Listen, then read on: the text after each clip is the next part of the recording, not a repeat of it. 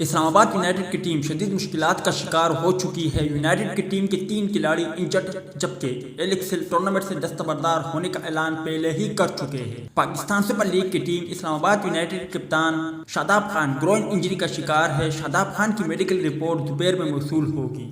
دوسری جانب اسلام آباد یونائٹڈ کے فاسٹ بولر ذیشان ضمیر کو سائیڈ اسٹرین ہے۔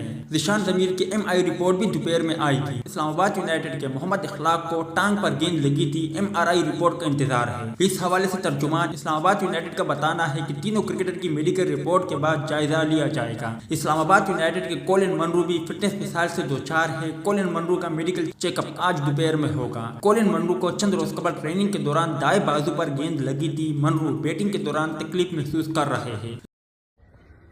Hi guys, it's Alex Hales here. Really looking forward to joining up with the Kolkata Knight Riders. It's a franchise rich in history, 2-time winners, finalists, and some of the best players in the world to represent the franchise. So for me to get the opportunity means an awful lot, and I'm really looking forward to join the galaxy of the Knights. Korbo, Lorbo, Jeetbo.